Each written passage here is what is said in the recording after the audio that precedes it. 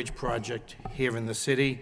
Right now, it looks like probably 2025 would be the earliest that the bridge would be opened. Right now, we're concluding the study group, and the next phase, as we go forward, would probably be an environmental study. If we could have a roll call, please.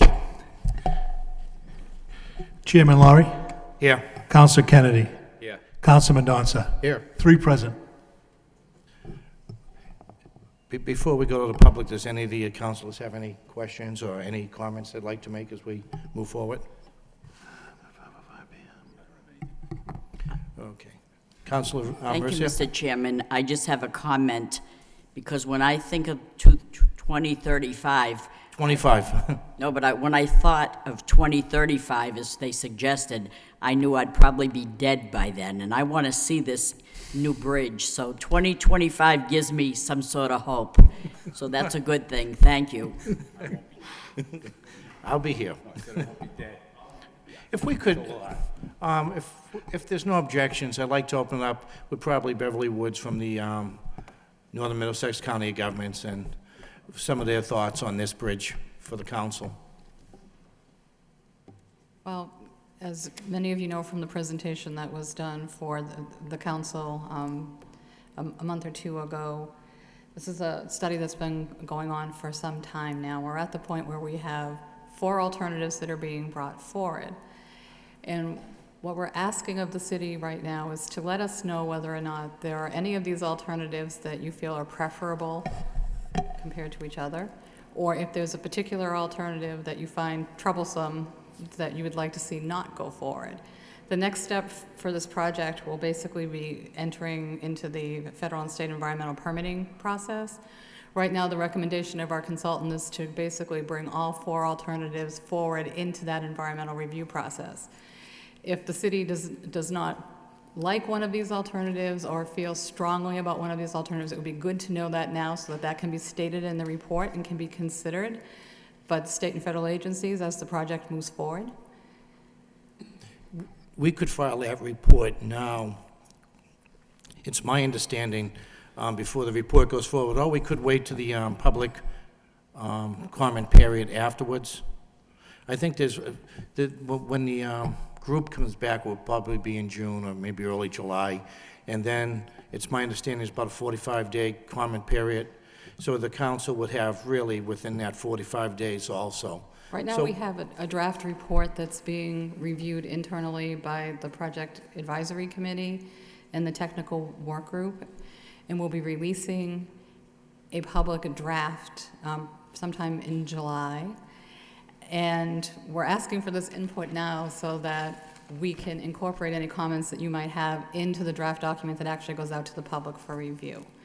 Once the draft is released for review, there'll be a 45-day public comment period, and then VHB will take a couple of weeks to incorporate all of the public comments that were received, and the final report will be completed in the fall.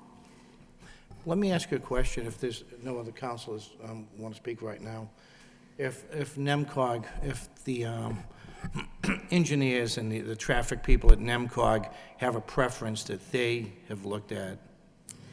We haven't really taken a stand on any of these alternatives, and we feel strongly that the opinion of the city and its residents should be strongly weighed in any alternative that's carried forward. As you know, there were studies done back in the 70s and 80s, and there were a lot of alternatives that were looked at, and nothing ever came of the project. We want to make sure that whatever alternative goes forward has a lot of strong public support.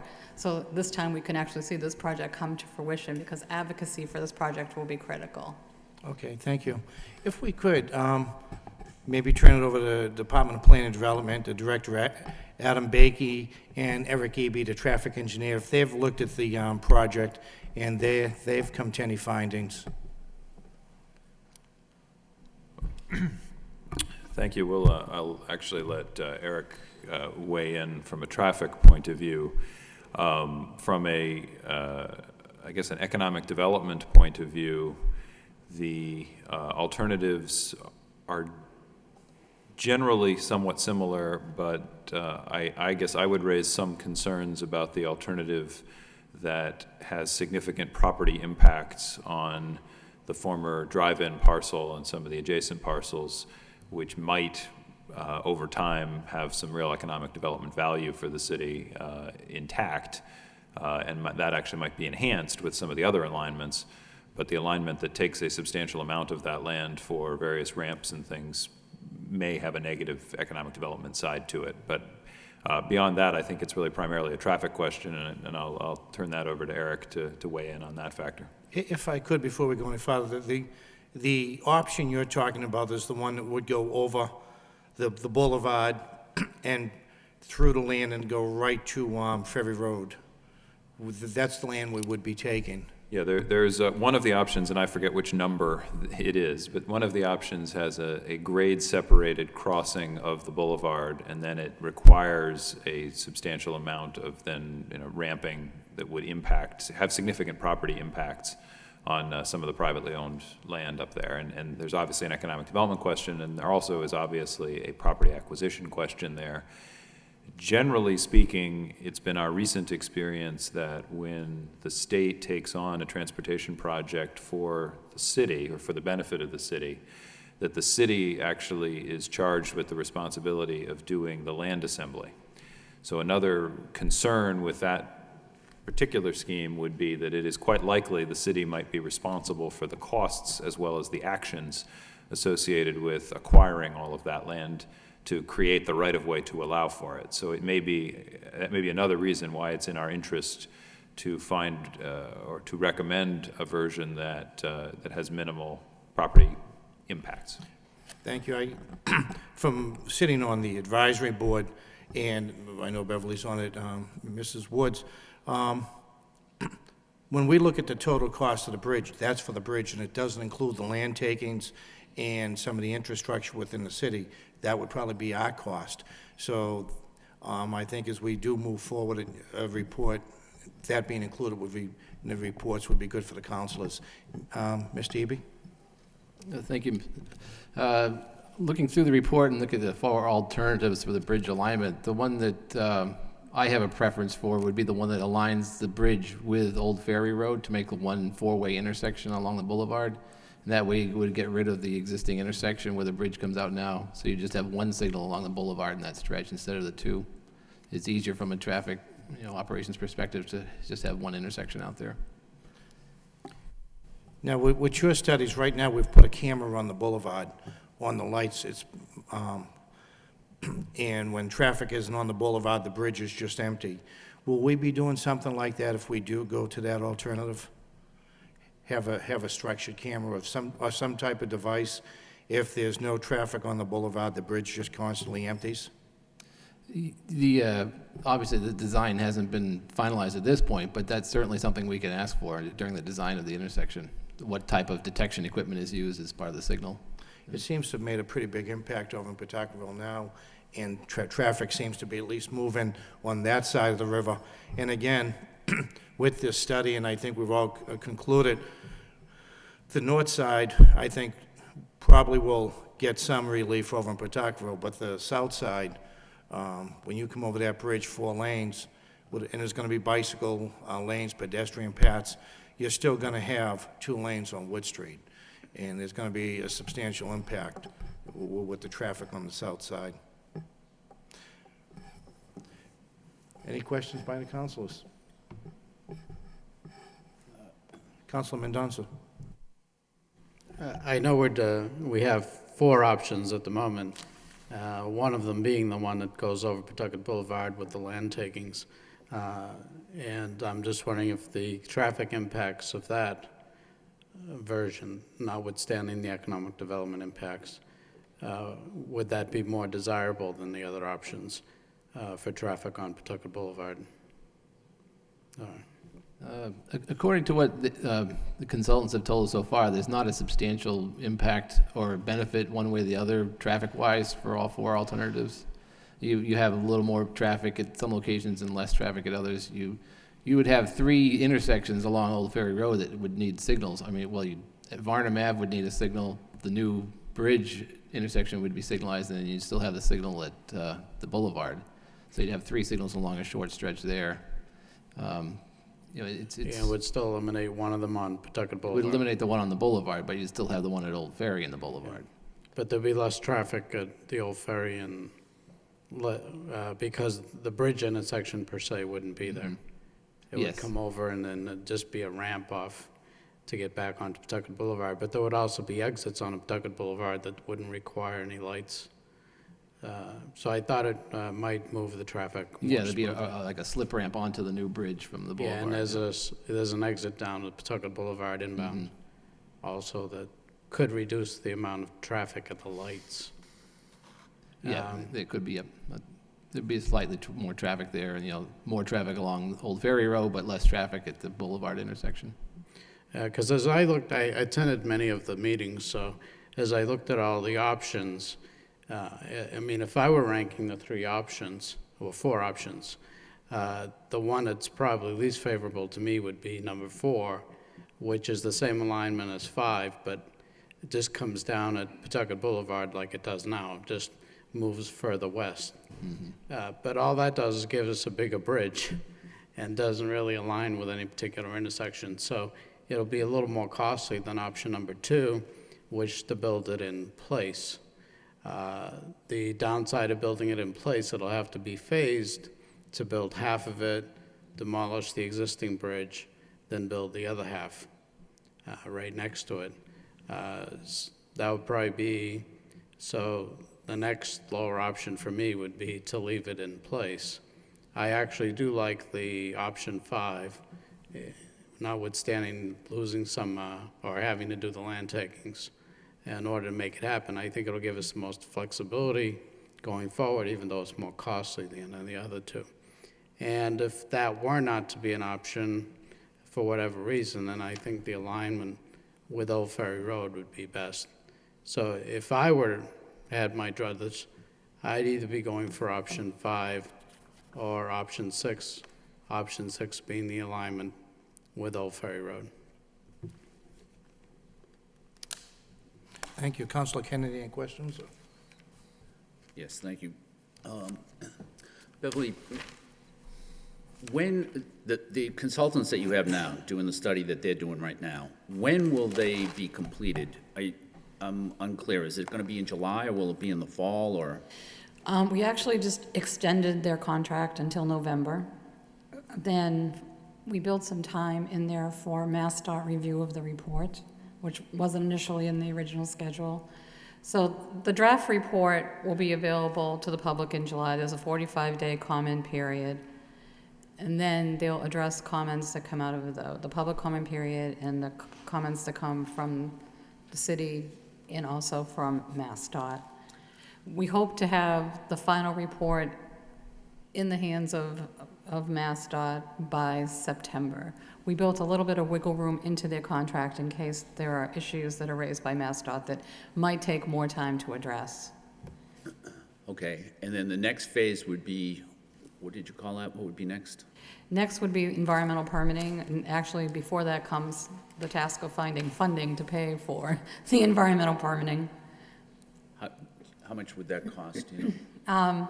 It'll be a significant amount of money. I would guess probably on the order of at least $1 million to get through the entire environmental process. How much? $1 million? $1 million? Okay. And you haven't identified that, we haven't secured that money yet? We have not. Okay. And how are we going to go about securing that money? Where will that money come from? There is an opportunity to try to work that into our transportation improvement program. And there's also an opportunity to try to work with our legislators to identify some funding through a bond bill or another avenue as well. Okay. But there's not a bill now, is there? Not that I am aware of. Okay. And would it be premature to get that going now? I don't think it would be premature now. I feel fairly confident that by the fall we'll be ready to go that next step. So is that something that maybe we should be speaking to the delegation about to try to get that rolling along? Sure. Now would be a good time to start those conversations. Okay. And can you explain, if there are 4 options now, and the next phase is environmental permitting, and my recollection from one of the meetings is that are there dragonflies up there or something? Is there some sort of endangered species? There's some type of insect, I don't recall specifically what it is. I think it was thought a it was moth, a dragon, but. yeah. Yeah, it was a dragonfly I saw in the report, yeah. And so my question is it prudent to limit the number of options? Maybe the smarter way to go is to keep the 4 options, at least through environmental permitting, so that we don't eliminate one prematurely and end up having others be eliminated just for some other reason that we don't know of right now. What's the advantage of limiting the options? Well, whenever you can, you like to go into a process having a locally preferred alternative. And the reason for that is if you don't have that and you basically provide the perception that the community is receptive to all 4 of these alternatives and it doesn't matter to you, Federal Highway is likely going to pick one for you. So if you can basically express an opinion in terms of either disliking one or favoring another, that certainly will be a factor in their decision-making process. Otherwise, they're apt to choose the least costly alternative, even if it's not necessarily the alternative that the community feels is most advantageous from the perspective of economic development or community impact or any of that. So those are things that you need to keep in mind. Okay, and so if we were able to narrow it down to less than 4 options, when would you like to have that by? When would be the latest that you could have that recommendation by? Ideally, if we could have it a month from now before we release the document for public comment, that would be great. If not, at least by the end of that 45-day public comment period, so it can go into the final report that gets submitted to the state and Federal Highway. Okay. I think, and I don't know, Mr. Bakey mentioned economic development and the negative impact that maybe some of the alignments might have with some of the property on the northern side of the river.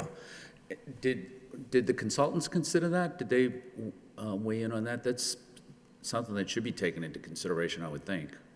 They did consider that, and I think when they came to your meeting last time, they had this very long matrix that they provided to you, and within that matrix, there are a number of issues that they looked at, and one was there was land impact and economic development impact, and that is a concern for that particular Right. alternative. I kind of remember that, but I think that their emphasis seemed to be on what was going to be best for building the bridge, rather than any negative impact that they may have in making that selection. Is that fair to say, or am I misrepresenting? Well, it was weighing all factors. I mean, their task really was to look at whether it was physically feasible to construct a bridge on specific alternatives and what the impact would be of doing that. So from their perspective, they view these alternatives as being equal from a traffic management perspective, acknowledging that there are more significant environmental impacts with some of these alternatives than others, and also economic development and community impacts. And they will tell you from a cost perspective, they consider them all to be fairly equal because they're within a $20 million ballpark of each other, which to me, $20 million is a lot of money, but in the world that they operate in, it's not. So I think at this point, they would like to bring all 4 of them forward because they don't have any input that's been provided that would lead them to point to a particular alternative that's favored one over the other based on the input that we received at public meetings. Okay, and they started out with 7, didn't they, right? Was it? They started out with 7, and actually we started out with many more than that because they actually went through all of the alternatives that had been brought forward during the 70s and 80s and looked at whether or not any of them were in fact still viable and dismissed them all because they were not. Okay. Mr. Chairman, if there's no objection, I would think that probably 2 motions are in order, and one would be that the city contact the state delegation about securing funding for the environmental permitting process. And then the second thing would be that the Division in Planning and Development produce a report that would indicate what the negative impacts might be on that land on the northern side. And probably after we get the Division of Planning and Development's report, we would be able, the full council should be able to make a a recommendation to the council and governments about whether they want 4 or less than 4 alternatives to be considered. And at least we can get the funding, get that started, because that's not going to be easy. No. One suggestion I would make on the second motion is I was sitting here listening, having been involved in this project from really the start, when we get the reports back, there's pros and cons. And for the DPD, from the report from the DPD to the council, I would ask if we would also have the pros and cons, traffic and cost. For example, the one that hooks up with Ferry Lane, what would be the cost association with land taking and things like that, and what would be the traffic impact? And if the DPD could give it, and I agree, we should have a report from the DPD to full council, but with their pros and cons, if that's acceptable. Sounds fine to me. Okay, the first motion for roll call from Councilor Kennedy is we recommend to the full council to send a letter asking for their help in... Delegations help. The delegations help in getting money to do the study, environmental studies, yeah. Second by Councilor Mendonça. Roll call? Chairman Laurie, Yes. Council Kennedy, Yes? Council Mendonça. Yes. 3 yeas. And the second motion, again by Councilor Kennedy, for a report from the Department of Planning and Development to the full council with their pros and cons on maybe the 4 sites. Land taking, the cost association with that, traffic impact by our engineer, Eric Eby, and what their thoughts are for the full council. Would it be possible to get that in 2 weeks from now? Because time becomes short after that. Seems like we ought to be able to put something together. Okay. Roll call? Chairman Laurie, Yes. Council Kennedy, Yes? Council Mendonça. Yes. 3 yeas. One thing, if I could, before we go much farther, we're talking about the environmental studies now and I'll direct this question to Beverly Woods. There's usually 5 steps that we're going to take with the new bridge. The first 2 we've already concluded, and we'd be going into the 3rd step with the environmental study. The 4th step could be construed of getting the capital to build this bridge, and then the 5th, the building of the bridge itself. Oh, you missed one step. What's that? Basically, it will be the environmental process, and then design of the Right. project, which will take at least a couple years in and of itself. It won't be until you have those design plans that you really know the true cost of constructing the bridge. Right. And then you would be seeking funding. We're still talking 12 years off. It'll be a while. If we get the money, and the money is still not guaranteed. Any other questions by the councilors? Councilor Kennedy. Is there anything else that we should be doing? Or is it that you wanted to mention? No, I think that's really, for now, what you should be focusing on, and, it's very much a step-by-step process, and one that will be going on for quite some time. Thanks. To Mr. Woods, what is the shelf life of the environmental study? Because I know when they did original one for the original bridge, that one's long expired, and I just want to make sure that we're going to have enough of a shelf life for when this bridge can come online. When the environmental documents are prepared, they're usually good for a few years. After that, the traffic data becomes stale, and Federal Highway would require that you go back and refresh it, basically.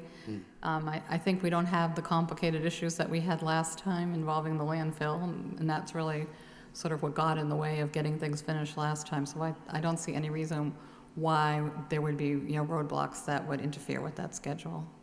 So in order to keep these things on track, how soon would we have to move to a design phase once the environmental impact study is completed? Probably within a couple of years, you would want to start design. It'll take a couple of years to design it once the design process begins. And the environmental study itself would take how long? The environmental study would probably take 2 years also. So it'll be 2 years, so we should have a design within 4 years in order to be able to use this data. Right, and then once you have the design, then you have to get your permits, and that may take a couple of years in and of itself. Then get the construction funding, and then start construction. So if everything went like clockwork, you're probably looking at least 8 years before you could begin construction. Yeah, but we'd have to have the ball moving on design in about 4 to 5 years to keep everything current. Correct. Okay, thank you. I have a question. I sit on the board at NEMCOG now. In 2 weeks, we're going to get a report from the DPD. Would it be possible to send that to NEMCOG and ask the members to accept that recommendation from the city so they could contact their delegations and their state senators in a regional sense to help us secure the money?